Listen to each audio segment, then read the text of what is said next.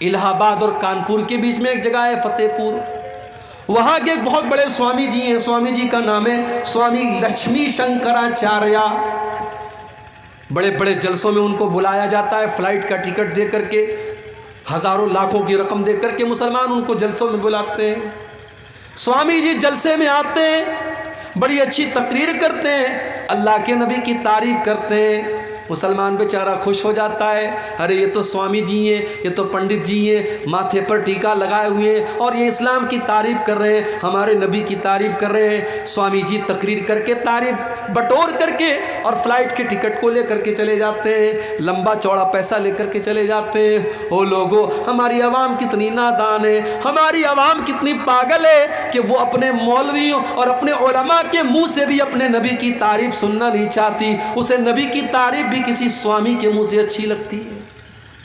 میں کہتا ہوں اگر سوامی لکشمی شنکراچاریہ کو اسلام اتنا ہی پسند ہے اور اللہ کے نبی کی سیرت اتنی ہی پسند ہے کہ وہ جلسوں میں گھوم گھوم کر کے تقریر کر رہا ہے وہ انسان، تو وہ اسلام قبول کیوں نہیں کر رہا ہے؟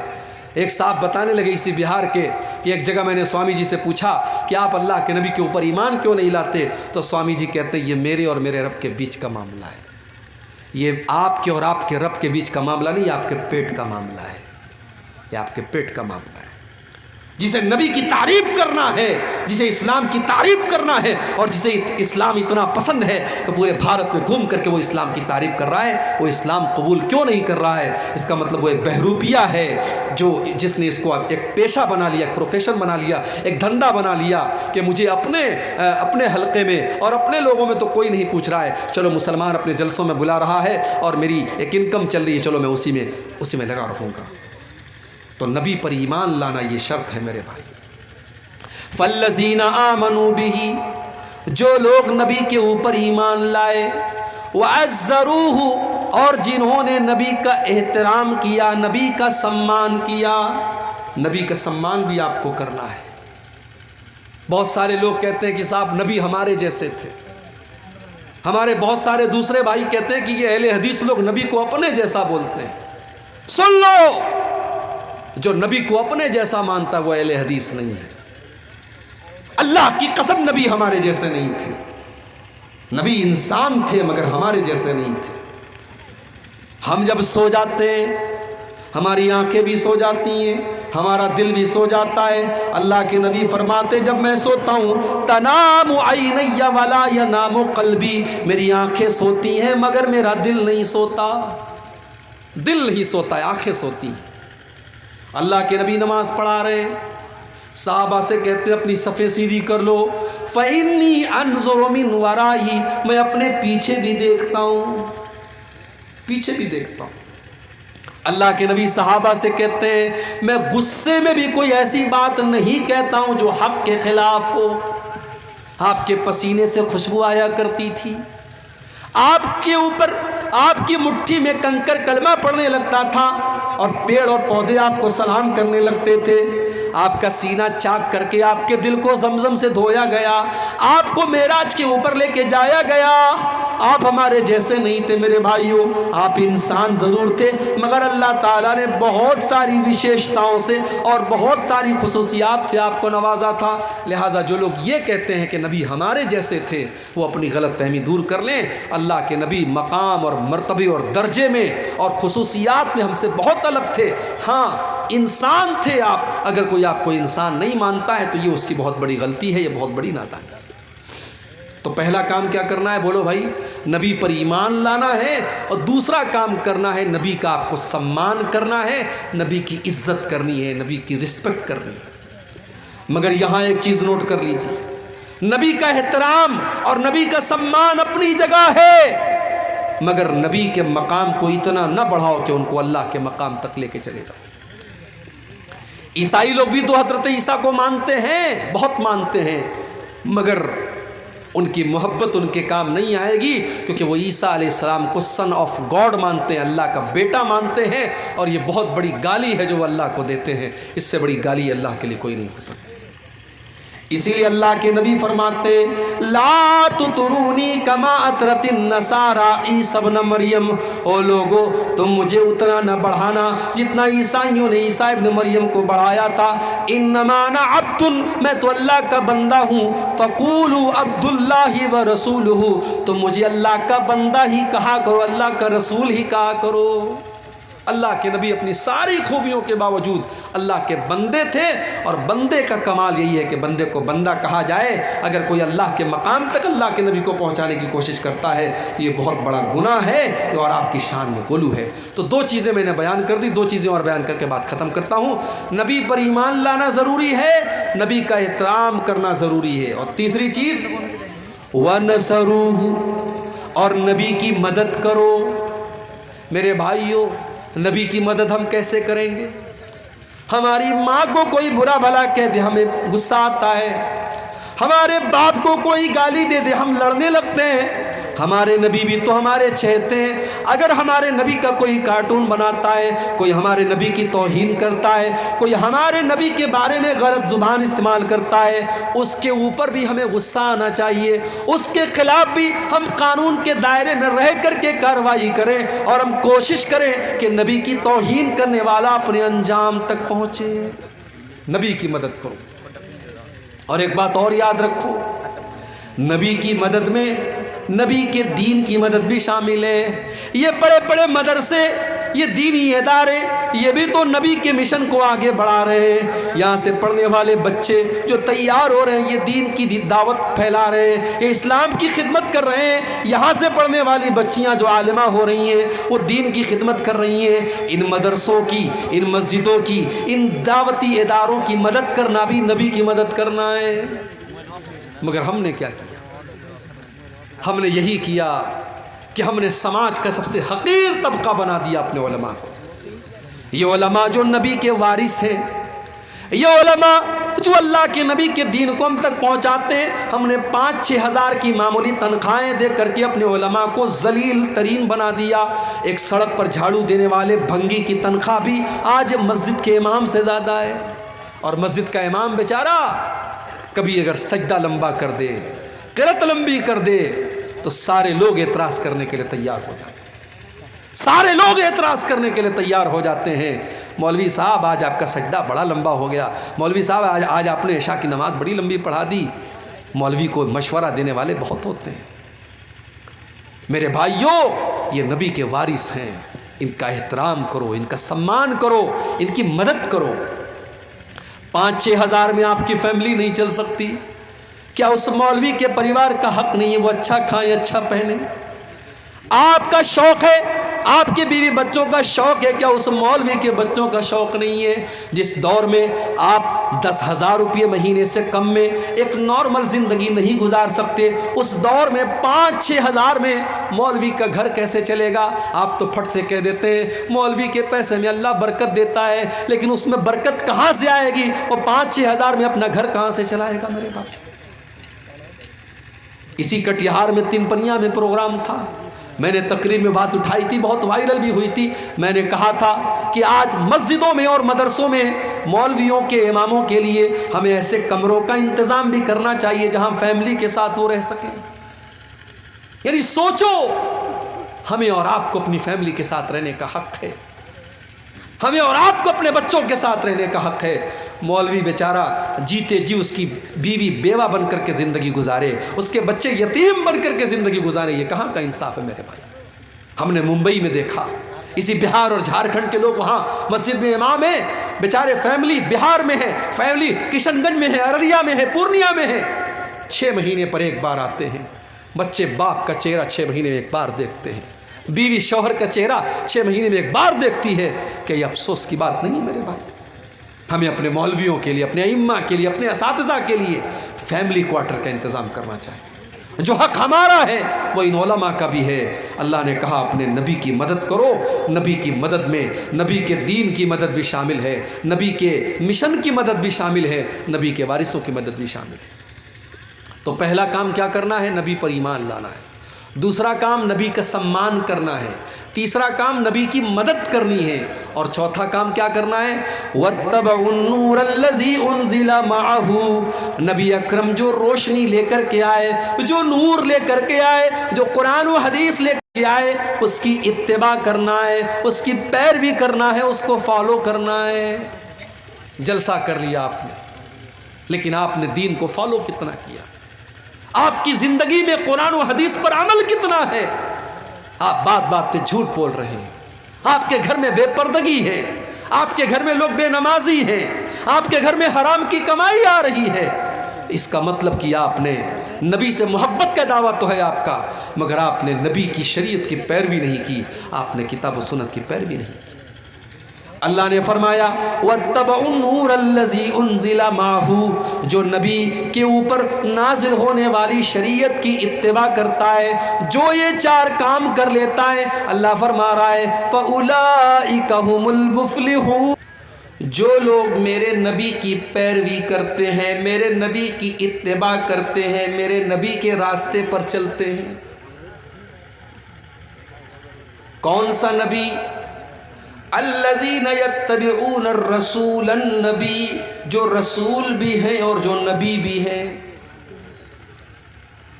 What is the difference between نبی اینڈ رسول؟ نبی اور رسول کے بیچ میں انتر کیا ہے، فرق کیا ہے؟ نبی کس کو کہتے ہیں، رسول کس کو کہتے ہیں؟ موٹی موٹی بات آپ یہ سمجھیے، اللہ کے جتنے پیغمبر آئے سب نبی تھے، مگر سب رسول نہیں تھے۔ رسول اس کو کہتے ہیں جو الگ شریعت لے کر کے آئے، نبی اس کو کہتے ہیں جو پچھلی شریعت کو فالو کرے، اس کی الگ سے شریعت نہ ہو۔ ہمارے نبی اللہ کے نبی بھی ہیں اور رسول بھی ہیں۔ اللہ نے آپ کو اپنا آخری نبی بھی بنایا، اور اللہ نے آپ کو آخری شریعت بھی دے کر کے اتارا۔ آپ ایک ایسی شریعت لے کر کے آئے جس نے پچھلی تمام شریعتوں کو منسوخ کر دیا۔ ہمارے نبی کے آنے کے بعد اب موسیٰ علیہ السلام کی شریعت بھی نہیں چلے گی، عیسیٰ علیہ السلام کی شریعت بھی نہیں چلے گی، ابراہیم علیہ السلام کی شریعت بھی نہیں چلے گی، کسی نبی کی شریعت نہیں چلے گی۔ ہمارے نبی جو شریعت لے کر کے آئے یہ لاسٹ اینڈ فائنل شریعت ہے۔ ان الدین عند اللہ الاسلام، اللہ تبارک و تعالیٰ کے نزدیک اب اگر کوئی دین سویکار کیا جائے گا، ایکسپٹ کیا جائے گا، قبول کیا جائے گا، تو اسلام ہی قبول کیا جائے گا۔ وَمَن يَبْتَغِ غَيْرَ الْإِسْلَامِ دِينًا فَلَن يُقْبَلَ مِنْهُ، اسلام کو چھوڑ کر کے کوئی اور دین پر چلنے والا اللہ کی بارگاہ میں کامیاب نہیں ہو سکتا۔ پچھلی شریعتوں میں بہت ساری چیزیں جائز تھی جو ہماری شریعت کے اندر جائز نہیں ہے۔ حضرت یوسف علیہ السلام کے سامنے ان کے ماں باپ نے سجدہ کیا، ان کے 11 بھائیوں نے سجدہ کیا۔ ان کی شریعت میں سجدہ تعظیم کے طور پر، سمان کے طور پر، رسپیکٹ کے طور پر جائز تھا۔ اللہ کے آخری نبی کی شریعت میں سجدہ کرنا کسی کو جائز نہیں، اللہ کو چھوڑ کر کے۔ ہماری شریعت میں کسی کو سجدہ نہیں کر سکتے، جتنا بھی سمان کر لیں، رسپیکٹ کر لیں، احترام کر لیں، سجدہ نہیں کر سکتے، سر نہیں جھکا سکتے۔ وَأَنَّ الْمَسَاجِدَ لِلَّهِ فَلَا تَدْعُوا مَعَ اللَّهِ أَحَدًا، سجدہ صرف اور صرف اللہ کے سامنے کیا جائے گا، اللہ کی بارگاہ میں کیا جائے گا، کسی اور کو سجدہ کرنا ہماری شریعت میں جائز نہیں ہے۔ ماں کا بہت بڑا درجہ ہے، ماں کا بہت بڑا مقام ہے۔ ہمارے غیر مسلم بھائیوں کے یہاں ماں کے پیر چھوتے ہیں، ہماری شریعت نے ماں کے پیر چھونے کی اجازت نہیں دی۔ ماں کی خدمت کرو، ماں کی سیوا کرو، ماں کا خیال رکھو، لیکن ماں کے آگے جھکنے کا اور ماں کے پیر چھونے کا اسلام کے اندر اجازت نہیں دی گئی اس کی۔ تو ہمارے نبی نبی بھی ہیں اور رسول بھی ہیں۔ آپ جو شریعت لے کر کے آئے ہیں اس نے پچھلی تمام شریعتوں کو منسوخ کر دیا، کینسل کر دیا۔ اب شریعت چلے گی قیامت تک تو آپ ہی کی شریعت چلے گی۔ عمر فاروق رضی اللہ تعالیٰ عنہ تورات کا ایک نسخہ لے کر کے اللہ کے نبی کے سامنے پڑھ رہے ہیں. دارمی کے الفاظ، اللہ کے نبی کا چہرہ غصے سے لال ہو رہا ہے. عمر فاروق کی نظریں تو اس کتاب کی طرف ہیں، وہ اللہ کے نبی کا چہرہ نہیں دیکھ رہے ہیں. ابو بکر صدیق نے فرمایا سکلت کا سواکل یا عمر، اے عمر تجھے کھونے والیاں کھو دیں، تجھے گم کرنے والیاں گم کر دیں، کیا تو اللہ کے نبی کا چہرہ نہیں دیکھ رہا ہے؟ جب حضرت عمر نے نظریں اٹھا کر کے اللہ کے نبی کا تمتماتا ہوا چہرہ دیکھا، فوراً اس تورات کے نسخے کو زمین پر پھینک دیا اور کہنے لگے رضیت باللہ ربا وبمحمد رسول وبالاسلام دینا. اے اللہ کے نبی، میں اللہ کو اپنا رب مانتا ہوں، میں اسلام کو اپنا دین مانتا ہوں، اور میں محمد صلی اللہ علیہ وسلم کو اللہ کا رسول مانتا ہوں. اب ذرا جملہ سنو اللہ کے نبی نے کیا کہا. آپ نے فرمایا کہ اے عمر، اس اللہ کی قسم جس کے ہاتھ میں میری جان ہے، لو کان موسیٰ حیا، اگر آج موسیٰ علیہ السلام بھی زندہ ہو جائیں، وادرک نبوتی، اور میری نبوت کا زمانہ موسیٰ علیہ السلام بھی پا جائیں، ما وسعہ الا اتباعی، تو موسیٰ علیہ السلام کو بھی میری پیروی کرنی پڑے گی، ان کو بھی میری شریعت پر چلنا پڑے گا. میرے دور میں اگر موسیٰ بھی آ جائیں تو موسیٰ کی شریعت نہیں چلے گی. او لوگوں، جب موسیٰ کی شریعت میرے نبی کی شریعت کے اندر نہیں چل سکتی، تم نے اپنے بزرگوں کی شریعت کو کیوں چلانا شروع کر دیا؟ تم نے اپنے بڑوں کی شریعت کو کیوں چلانا شروع کر دیا؟ تم نے اپنے اماموں کی شریعت کو کیوں چلانا شروع کر دیا؟ رب کا قرآن پڑھا جائے، نبی کا فرمان پڑھا جائے، اور اس کے بعد کوئی کہے کہ میرے امام نے یہ کہا، میرے بزرگوں نے یہ کہا، میرے بڑوں نے یہ کہا، اس سے بڑھ کے شرم کی بات اور اس سے بڑھ کے افسوس کی بات کیا ہوگی؟ تو میرا نبی نبی بھی ہے اور رسول بھی ہے. الذین یتبعون الرسول النبی الامی، میرا نبی نبی بھی ہے اور میرا نبی رسول بھی ہے اور میرا نبی امی بھی ہے. امی کس کو کہتے ہیں؟ امی بنا ہے ام سے، ام کے معنی ماں. ماں کے پیٹ سے بچہ نکلتا ہے تو پڑھ لکھ کر کے نہیں نکلتا ہے، ان پڑھ ہوتا ہے.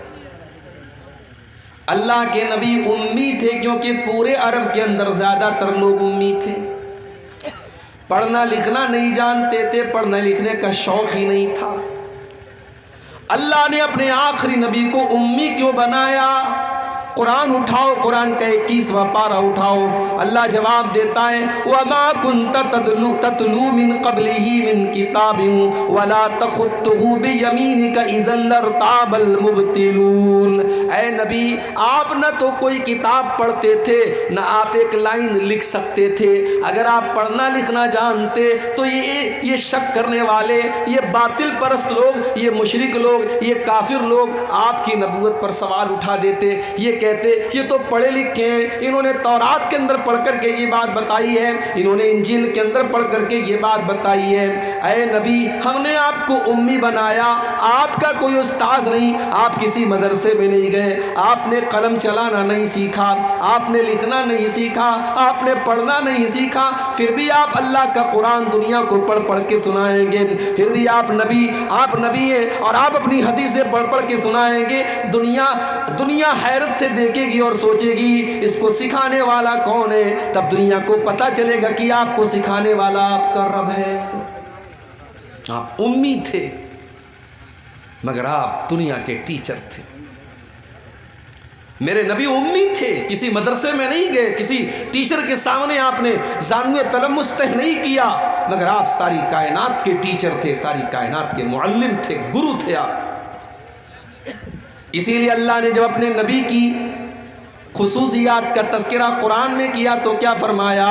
وَيُعَلِّمُهُمُ الْكِتَابَ وَالْحِكْمَةَ. میرا نبی تم کو قرآن سکھاتا ہے، میرا نبی تم کو حکمت کی باتیں سکھاتا ہے، میرا نبی ٹیچر ہے، میرا نبی معلم ہے، میرا نبی تم کو کتاب و حکمت کی تعلیم دیتا ہے. مگر افسوس، جس نبی نے دنیا کو ٹیچنگ دی اور تعلیم دی اور شکشا دی، اس نبی کا کلمہ پڑھنے والے آج شکشا سے دور ہیں، تعلیم سے دور ہیں. سیمانچل کا علاقہ ہے، شیرشاہ آبادی ہمارے بھائیوں کی ایک بڑی آبادی اس علاقے میں ہے۔